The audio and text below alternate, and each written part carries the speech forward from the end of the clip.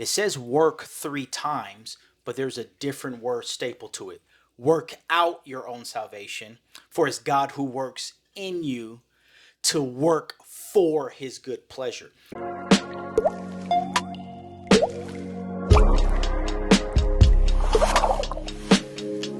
Have you had your daily drip? Welcome to the Daily Drip Podcast. I'm your host, Aaron Levy, and I brought my guy Rod back. He was with us a couple weeks back. How you doing, man? I'm good, man. I'm good. I'm glad to be back. What's new? It's 2024. It's the second month of the year. It's crazy. It's crazy how fast time flies. It felt like it was just 2020. Like that whole year and that pandemic time was crazy. Anybody that asks me something like from 5 years ago to 2 years ago, I get really foggy on the timeline of it. My daughter was asking me COVID. about some homework today, and they had to do like a timeline over the last, I think from 2016 to now. I'm like, I don't remember anything over 2020. For sure. I don't know. She was like, what happened in 2018? I don't know. Yeah. Okay. Your daughter, you're a girl dad. Yes. Do you have any sons? I have 2 daughters. 2 daughters. What grades are they in? I have a 3rd grader and a 6th grader. Okay. Can you do their homework off top, like just freestyle? Like they come with a question on the homework.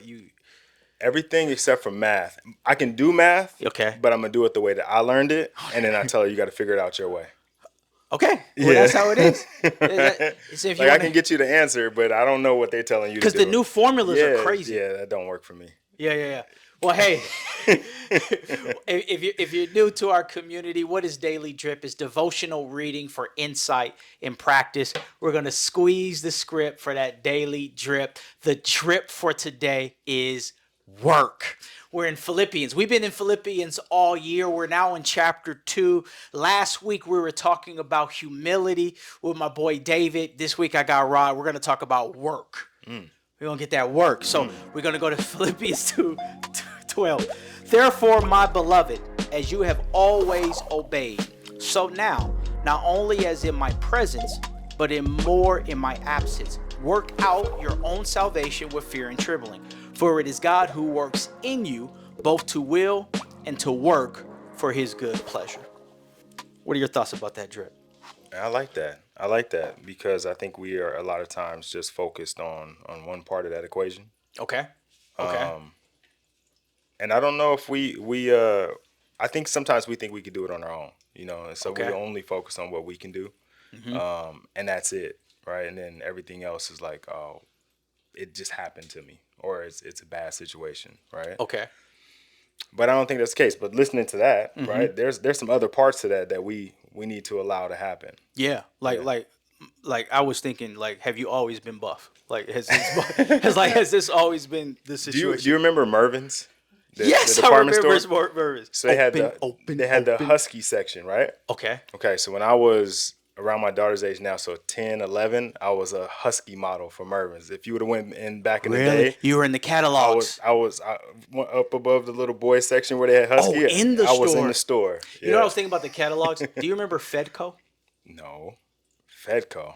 My bad. Okay, so I must be older than you. But Fedco had a catalog. I'm telling my age. But yeah, Mervyn's was around that same time. But okay. Yeah, no, I mean, probably. So you was a model for husky boys. Yeah, I guess so. I don't know. I don't like to talk about it like that. Don't celebrate it too much. That means I was a chubby kid. All right. So what changed? Because this is talking about work out your salvation with fear and trembling. What I believe is that there are some parallels with working out spiritually and working out physically. So what can you chime in about that? I think what changed for me is we moved. Okay. We moved from the city where I would say I grew up to another city. I had a chance to reinvent myself as an athlete first and foremost. I wanted to play a different position. Okay. So I knew I had to get in shape or get in better shape. What sport was that? It's playing football. Okay. Yeah. So at the high school I was at as a 9th grader, I was a D lineman. Okay. And I wanted to play running back. Okay. The body types ain't the same, right? Okay. When we moved, I had to sit out the rest of the season because I was a transfer, so I couldn't play, and the coaches didn't really care because if you don't play, they don't really care about you. You're just another student. For sure. I had like 6 months to work out. Okay. And that's what I did. Like I ran on my own. I lifted weights on my, did everything I could to try to come back that next season as a running back. And that's kind of where my love for working out started. So where my mind goes, it sounds like you're preaching. Because you're talking about seasons, you're talking about how you looked before, you talked about some failure, and that you moved and that you did some different things so you would not be where you were. So you were a defensive lineman, and you wanted to be a running back.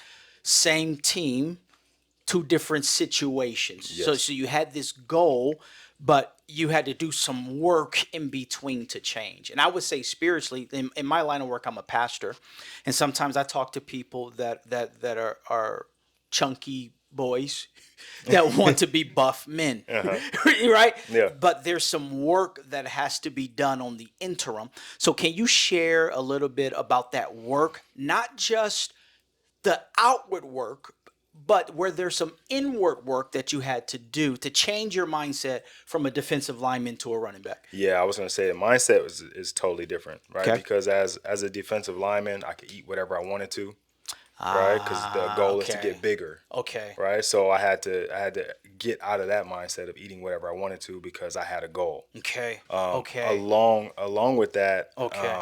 I had to run more, right? Running back, it's in the name, right? Defensive lineman, you come in You're on on the line. yeah, you're right. You Yeah. come in the back of the conditioning drills, right? Yeah. Like that wasn't going to be acceptable, especially going to a new school. I had Okay. I had to recreate myself. Okay. So I had to get in the kind of shape that would allow me to be at the front of the drills. That would allow me to stand out for coaches because I knew there were other guys there. Like I was at the school, so I knew who the running backs were. So I Okay. knew who my competition was. I knew who I had to compete with.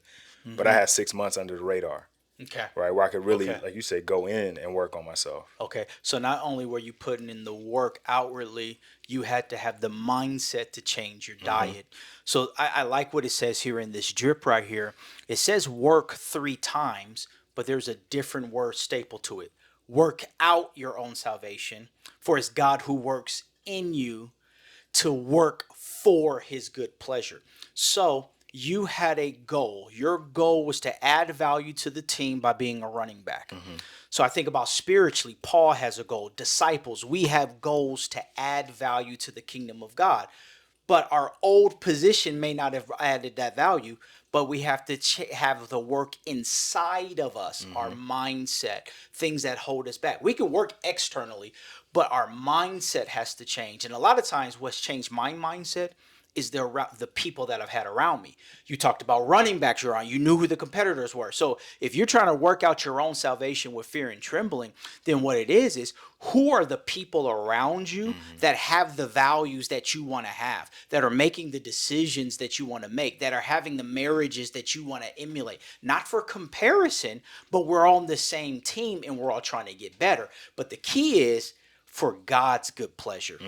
I want to get your perspective because you have a gym as well. So not only do you have that experience from high school, you have that experience with coaching clients and stuff right now. Tell me what happens when somebody just has workout goals but don't have any work in goals. Oh man, so that's interesting because there are a lot of times, especially with athletes, Okay. where they come in with just workout goals. Like I want to run a faster 40. Okay. My coach said I need to get stronger legs so I can throw the ball harder, right? Okay. Those are workout goals, right? But running a 40 is more than just getting faster, right? Because there's going to take a lot of work that goes into that, right? If you don't have the mindset first to train the way that you need to train, you're probably not going to get there because you're going to allow yourself to miss a training session or you're not going to go 100% on a rep when I need you to, right? And so if you're only putting in 70% on the rep because you're too tired or too sore, you only get 70% out of it. At the end of it, you're not going to get the 40 time you want, and then you're going to blame the workouts. When in reality, it was the effort, intensity, mindset, all the intangible things that you put into the workout that would have made the difference. Yeah. And I think that happens a lot of times outside of sports too, right? We talk about just the general population going to the gym to work out and trying to fix their body. Like it's going to happen. It just happened, right? New year, new you, right? Yeah, Everybody yeah. started going to the Yeah. gym. Everybody's changing their body. 16, 17 days later, gym memberships are Dang. kind of falling away. You know, Dang. people, it's a cycle. Yeah. Right. Because then summertime will start to come around and people will get back in the gym. Mm-hmm. But the reason they fall off so often is because the workout goal, right? I'm going to go work out and I'm going to change. But there's something that's inside of you that has to change first. Yeah. Right. And Yeah. that's the hardest part, because it's like overcoming that inertia from being stuck and stagnant. Yeah. That's going to take the most energy. Mm-hmm. And if you never get past that, you don't have momentum on your side to keep you going. Yeah, that's good, man. And I would say spiritually, I see people that give their life to Christ. So if you've newly gave your life to Christ at the top of the year, congratulations. This helps with your discipleship journey. But learn from my failure. Well, when I gave my life to Christ, I had these lofty goals. I want to be a theologian. I want to know the Bible. I want to be a better husband. And I just go in deep. And what ends up happening is I don't develop disciplines that I can do on a daily basis because I never changed my mindset. So it was cool that I had the goal, Right. but those goals took a discipline, and I had to accept the fact I didn't have the disciplines for that goal. Right. So I had to put it in bite-sized chunks. Yeah. So and that's the thing. I think that's the same thing with losing weight. I think that's the same thing with growing as a Christian. Put it in bite-sized chunks. What are some simple things that we could do on a daily basis to work out for God? So that's the practice. Remember, it's devotional reading for insight and practice. We're going to practice this drip all week. What are some things that we can work on mentally to help us to get our external goals?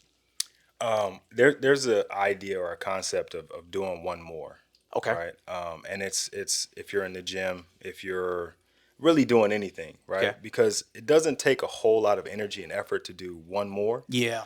But the mental capacity that it takes for you to push yourself past where you would normally stop Okay. pays huge dividends. Okay. And so just in your daily life, just taking one extra step. Yeah. Like just whatever Yeah. it is you're doing, just one extra, like if you're reading a book, just read one extra chapter. I like it. Right? Like like I was it. going to stop at page 9, but I'm going to read one extra page. I like it. I like Right? it. If you're exercising, right? And we talked about people that just started exercising. If you can get maybe not one full set, Okay. but you get one more rep. Yeah. Right? You're supposed to do 10, but you knocked out 11. Yeah. Right? You're just building that muscle. Yeah. To do more in the long run. Yeah. Right. And then when you end up running up against it, because it's going to happen, you're going to struggle. You've built up a muscle of overcoming that last one. Yeah.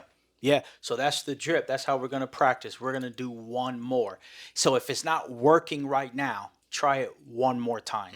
Forgive one more time. Call one more time. Like just whatever that looks like for your life, just try it one more time. Well, hey, that's the drip. And we're going to close by saying, stay dripping, my friend. Okay. Yeah. You got me. You got me. Hey, that's the drip. And we're going to close by saying, stay dripping, my friends.